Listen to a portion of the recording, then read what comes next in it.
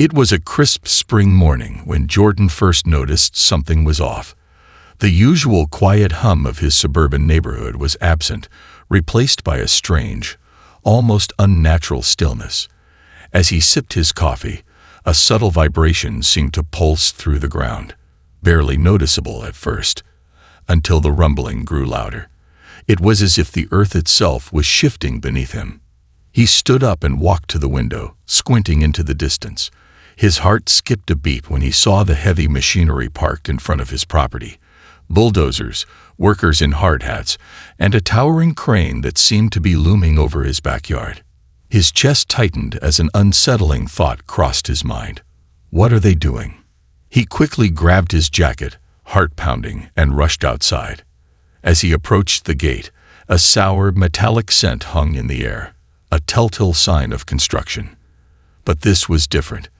This wasn't just any construction. This wasn't supposed to be happening. The closer Jordan got, the clearer the picture became. His eyes darted toward the empty space where his beloved shed had stood just the day before. It was gone, utterly erased. All that remained was a patch of broken concrete and splintered wood, a heap of debris strewn across the once neat lawn. The foundation was still there, but the shed, the small weathered structure that had been his quiet sanctuary for hobbies and personal projects, was no more. His blood ran cold. What the hell happened? He muttered under his breath, feeling the familiar tremor of disbelief flood his senses.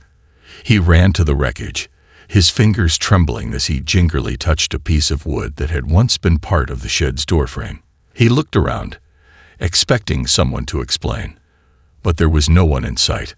Only the sound of heavy machinery idling in the distance. Confusion surged through him. The HOA, the homeowners association that governed the neighborhood, had always been strict, but they had approved his shed. It had gone through the proper channels, been inspected, and signed off. Jordan had followed every rule. Why would they demolish it? A chill crawled down his spine as he scanned the area. No notice, no warning. No explanation, just the destruction of something he had built with his own hands. A feeling of helplessness set in. He took a deep breath, trying to steady himself. It didn't make sense. This wasn't just a careless mistake. Someone had done this on purpose. Suddenly, a figure appeared in the doorway of his house. A neighbor, Linda, walking briskly toward him. Her face was pale, her expression one of quiet concern. I saw them, Jordan. The bulldozers. They just pulled in and started knocking it down. No one said a word. They didn't even give you a chance to explain. Jordan felt the weight of the world press down on his chest. His mind raced. Who gave the order? He demanded. Who authorized this? Linda shook her head.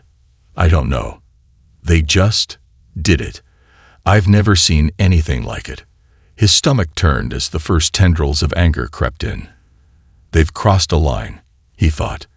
The HOA's heavy-handed tactics weren't new, but this was different. They had gone too far.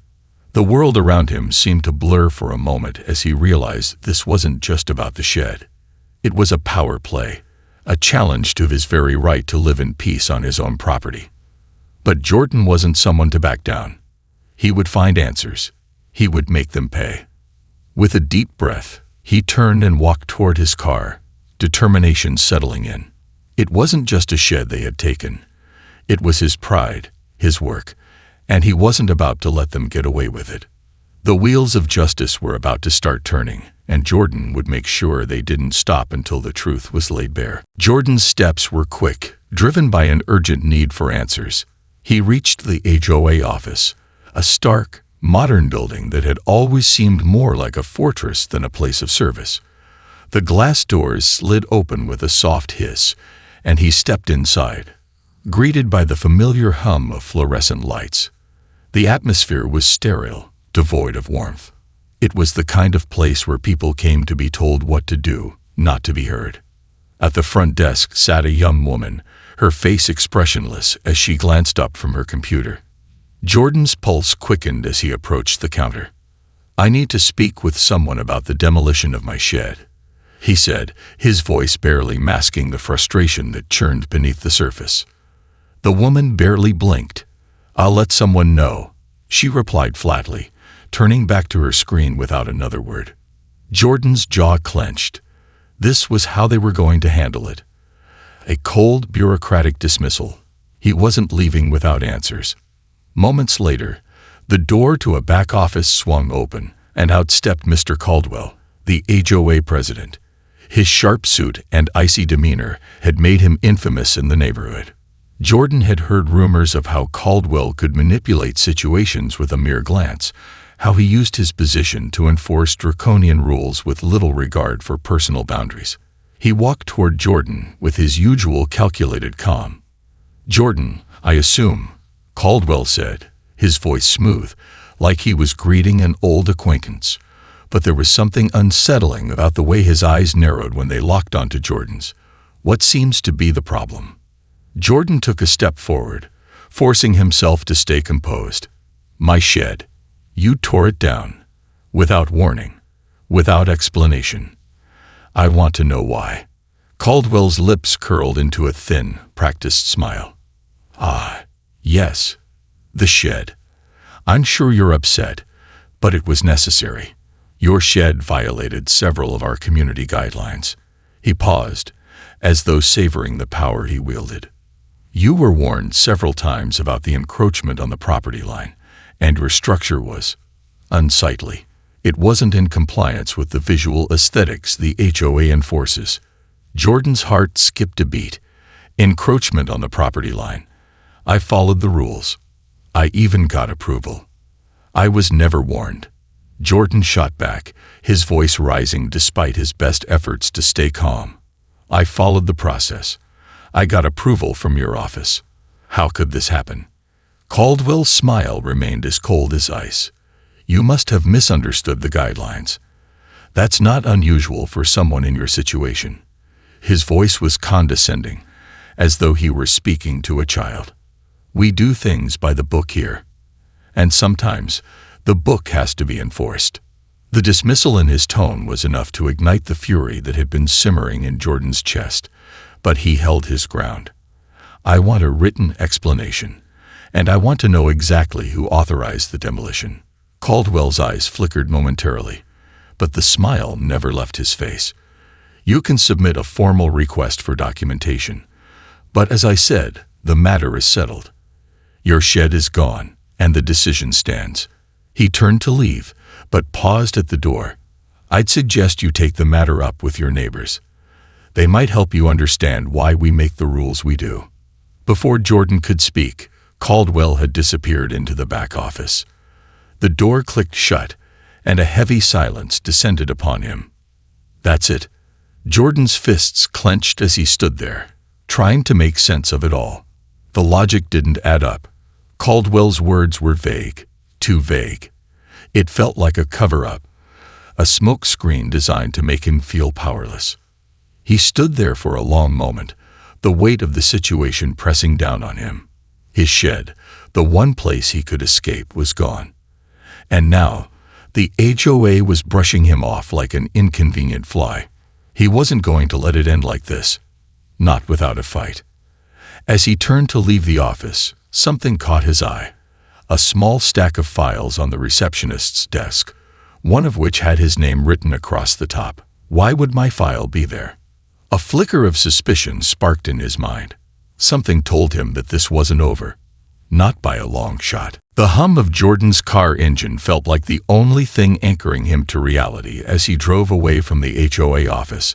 His mind was racing, replaying Caldwell's every word, searching for a crack in his calm, calculated facade. The HOA's explanation had been thin at best, and the more Jordan thought about it, the more he realized that Caldwell's dismissive tone and vague excuses were a deliberate attempt to brush him off. Something about the whole situation didn't sit right. His fingers gripped the steering wheel tighter as his thoughts began to swirl. How could this have happened? The shed had been approved. It had gone through the proper channels. There had been no violation. So why the demolition? Jordan's instincts screamed at him that something far more sinister was at play. The drive back to his house felt like an eternity. When he pulled into his driveway, the sight of the wreckage still sent a cold shiver through his body. The pile of broken wood and concrete where his shed had once stood mocked him, a physical reminder of the HOA's overreach and ruthlessness. He needed answers, not just from the HOA, but from the people who lived around him. Jordan immediately called Linda, the neighbor who had witnessed the demolition. After a few rings, she picked up. Her voice was tense, as if she, too, could feel the weight of the situation. "Linda, you were there when they tore down my shed. What did you see? What exactly happened?" There was a long pause before she spoke, and when she did, her voice was quiet, almost fearful. "They didn't even warn you, Jordan. It just happened so fast. One moment, the shed was there, and the next, the bulldozer was tearing it down.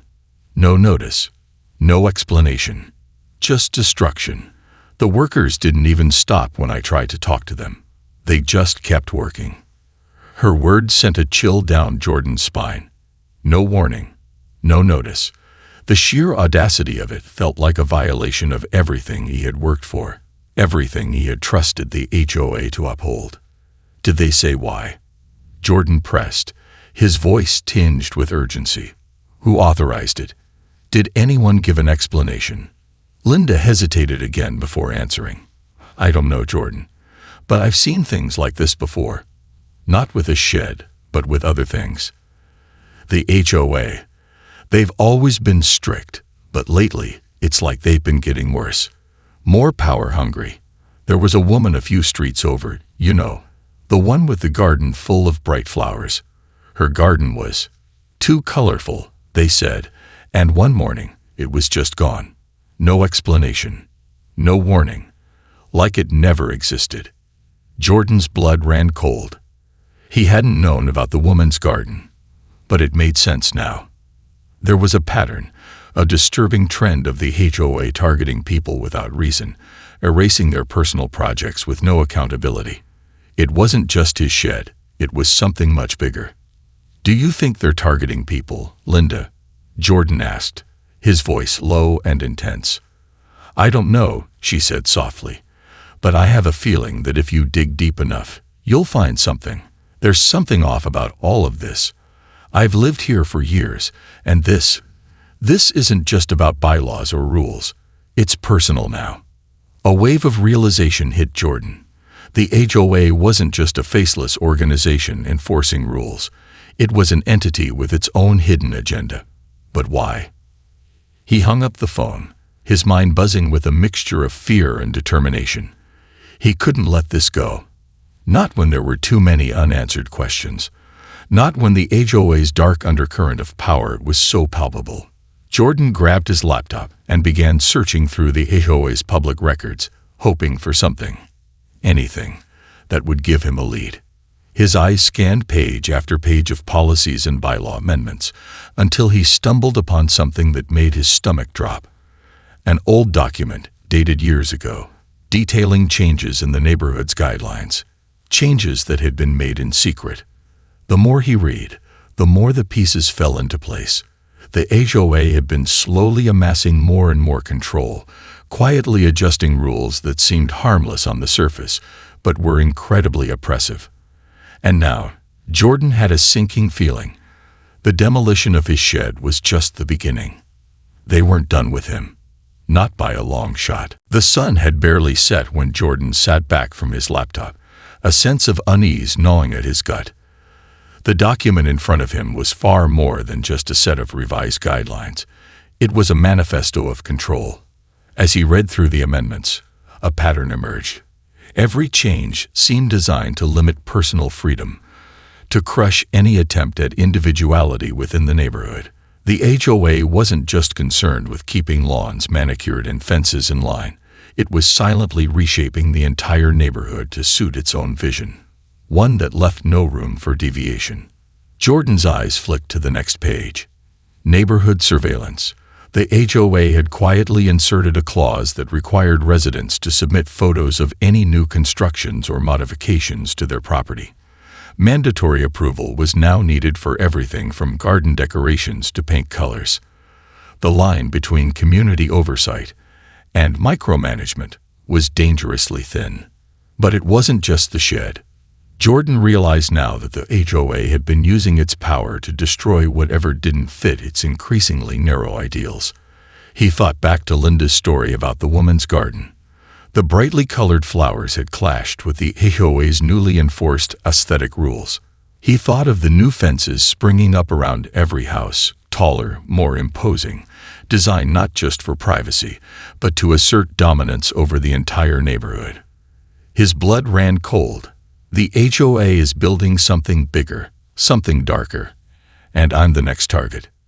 Suddenly, a loud knock at his door startled him out of his thoughts.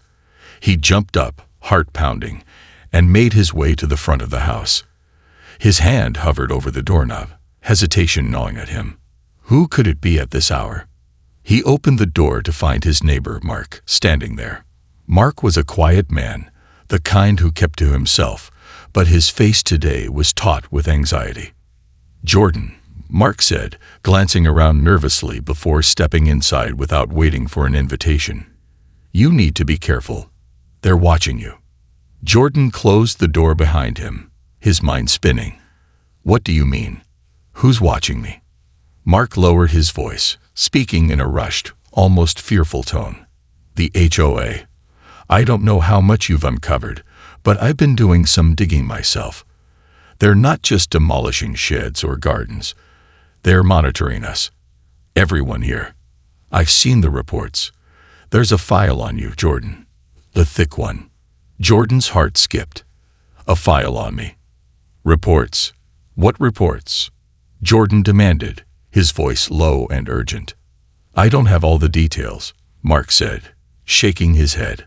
"But I overheard some of the board members talking at a meeting. They'd been tracking complaints about you, and they're not just about the shed. There are other things they don't want getting out." Mark hesitated, clearly struggling to decide whether to share what he knew. Jordan pressed him. "What things? What are they hiding?" Mark looked around again, then whispered, "There are rumors about the HOA's involvement in illegal activities. Money laundering, property manipulation, things that go way beyond landscaping rules. They'd been using their power to buy properties at dirt-cheap prices from people who didn't follow the rules. If you don't comply, they'll find a way to make you disappear, like your shed." Jordan felt a cold rage surge through him. The pieces were falling into place, and the picture they painted was one of greed, corruption, and unchecked power. The HOA wasn't just enforcing petty regulations, they were building an empire, and anyone who got in their way was expendable. "They've been watching you, Jordan," Mark continued, his voice dropping lower. "If you keep pushing, they'll stop at nothing to crush you. You need to be smart about this." Jordan clenched his fists, his determination hardening like steel. "I'm not backing down. If they think they can silence me, they've got another thing coming."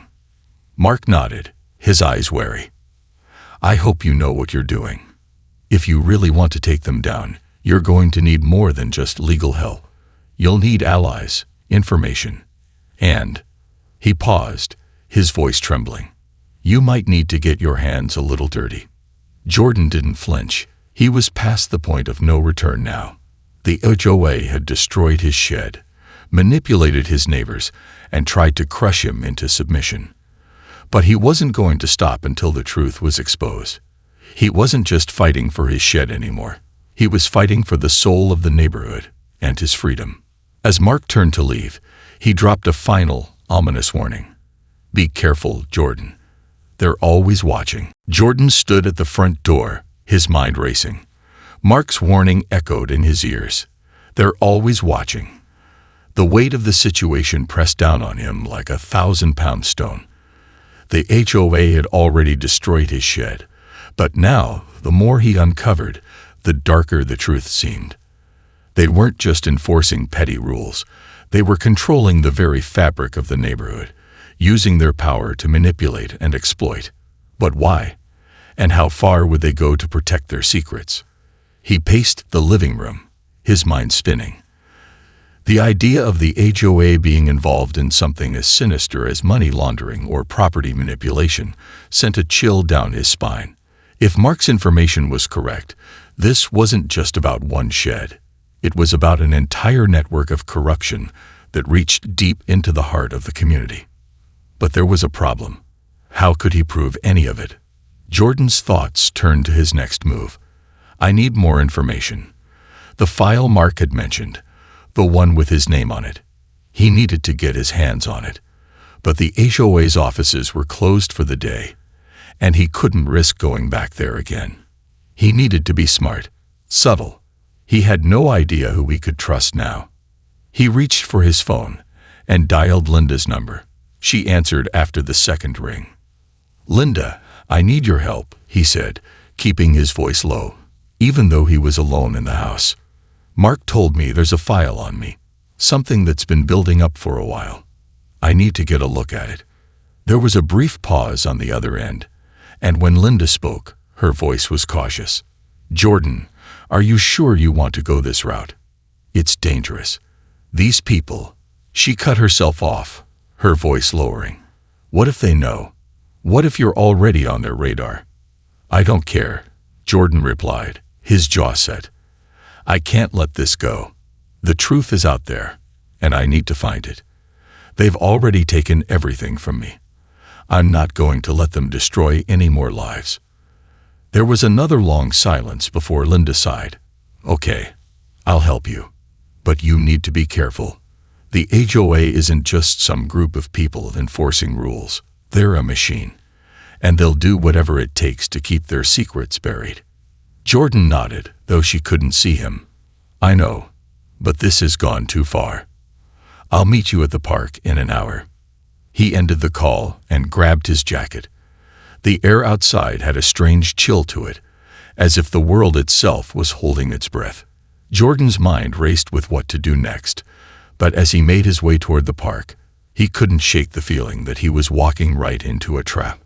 The park was quiet when he arrived, the sound of rustling leaves filling the otherwise still evening air. He spotted Linda near the entrance, standing by a large oak tree, her eyes scanning the surroundings. She looked up when she saw him and waved him over.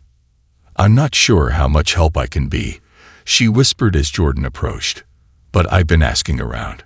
A couple of people I've spoken to have noticed strange behavior from the HOA. They've been visiting houses at odd hours, and some people say they've seen board members leaving the office late at night. One of the neighbors saw Caldwell with an envelope, stuffed with cash." Jordan's heart raced. Cash? What kind of operation are they running? "Do you think they're involved in illegal activities?" Jordan asked, his voice low. Linda nodded slowly. "I don't know, but I do know something's off. And the more we dig, the more we're going to uncover. Just be careful. If they're as powerful as Mark thinks, you might not be the only one they're watching. People have disappeared from this neighborhood before, and no one's ever said a word." A sharp shiver ran down Jordan's spine. Disappear. He took a deep breath, forcing himself to focus. No backing down. "Not now.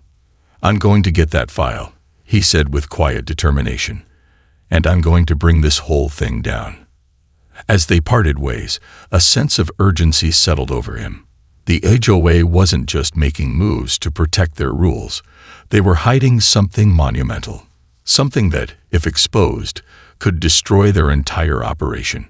And now, Jordan had become the target of their fear. The moon hung low and heavy over the neighborhood like an eye in the sky, watching, waiting. Jordan crouched in the shadow behind the hedge near the HOA office, heart pounding in his ears. It was well past midnight. The streets were quiet, too quiet, like even the wind had agreed not to make a sound. This wasn't just a mission for answers anymore. It felt like a war against something rotten festering beneath the surface. He had parked 2 blocks away to avoid being caught on the building's security camera. Mark had been right. The HOA had surveillance everywhere, but he'd done his homework. A week ago, he noticed the office lights always turned off by 11 o'clock p.m., and no one came in until morning. But tonight, Tonight he wasn't just going to knock and ask nicely. He was going in. The window on the west side was slightly ajar, probably overlooked during the last cleaning. Jordan slipped a gloved hand under the frame, gently prying it up. A soft creak pierced the silence, making him freeze. No alarm, no motion lights, just him and the dark. He climbed inside like a ghost, landing quietly on the carpeted floor. The HOA office felt colder than it should have. Sterile. Lifeless. He moved through the reception area, past perfectly arranged potted plants, and bland motivational posters about community harmony. Each step deeper felt like walking into the belly of something unnatural. Jordan ducked into the records room. Cabinets lined the walls like silent sentries. He flicked on a small flashlight wrapped in red cellophane to keep the light dim. His breath hitched. Dozens of files labeled by address. He found his street, then his house number. There it was. He pulled the file and opened it on the nearest desk. Photos. Dozens. Of him, watering his lawn, unloading wood for the shed, talking to neighbors. There were pages of typed notes detailing the exact date the shed was built, who helped him, how long the construction took. Someone had been monitoring him for months. Then he saw it, an internal HOA memo marked confidential. It wasn't just about him. The shed was listed under Phase 3 acquisition plan.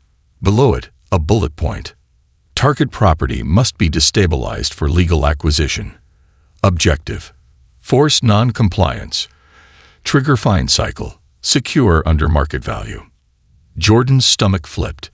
They're trying to make me default so they can buy me out cheap. He flipped another page and froze. Another list. Names. His neighbors. Some with red X marks beside them. His was marked in progress. Then, footsteps. Jordan's eyes snapped toward the hall. Someone was inside the building. He killed the flashlight and ducked under the desk. The front door hadn't opened. Whoever it was had keys. A voice, muffled but clear, drifted through the office. Check the records room. I want to make sure the file's still locked. Jordan's pulse thundered in his ears. He reached for his phone, but cursed silently. He'd left it in the car. The doorknob turned. Jordan had one chance. He slid the flash drive he brought from his pocket, shoved it into the file cabinet's USB port, and hit the button to start copying. But it was slow, too slow. A shadow fell across the threshold. The door creaked open, slow and deliberate. Jordan's heart slammed against his ribs as a flashlight beam sliced through the darkness of the records room. He pressed his back flat against the inside of the filing cabinet, barely breathing.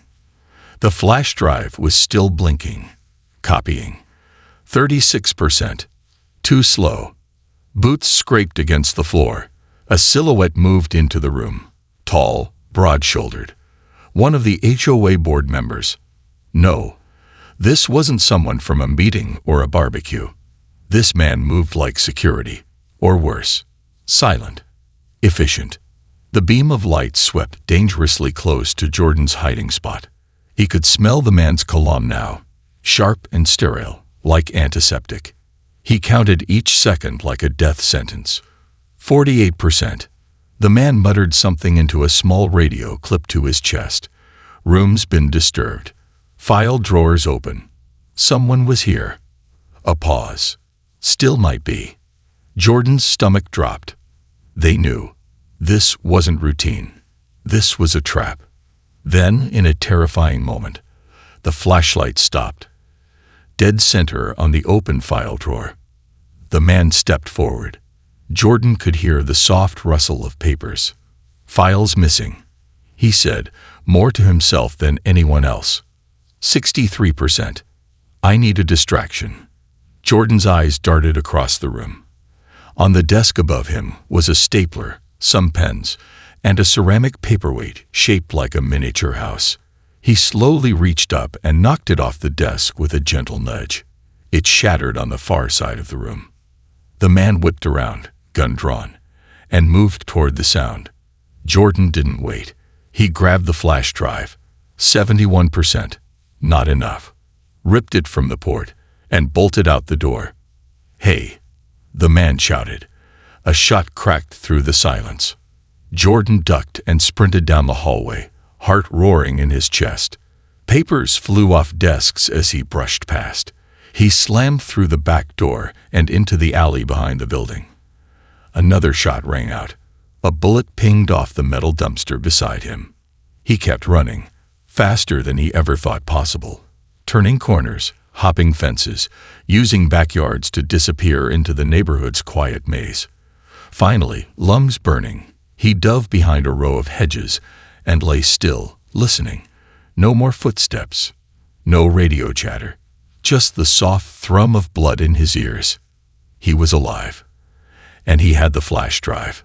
He waited 15 minutes before circling back to his car. Every parked vehicle looked suspicious now. Every lit window, a pair of eyes. He drove with his headlights off for 3 blocks before switching them on.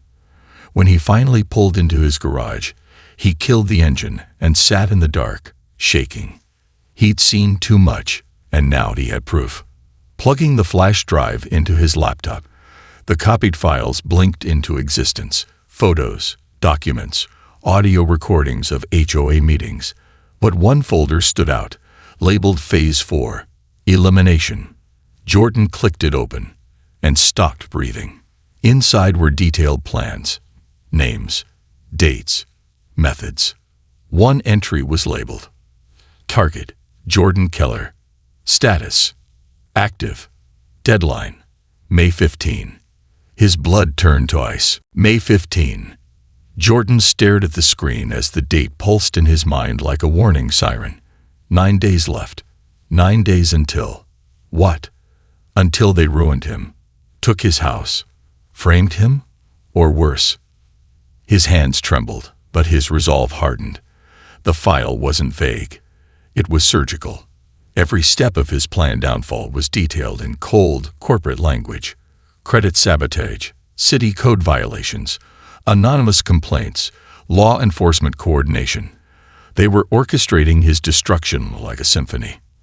At the bottom of the file, a chilling line.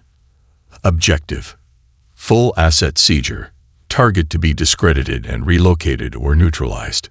Neutralized. Jordan sat back, the word echoing in his skull. This wasn't about rules. This was about control and removal. The HOA had crossed from corruption into something far more sinister. But now he had the evidence. Jordan knew the cops wouldn't help. Not yet.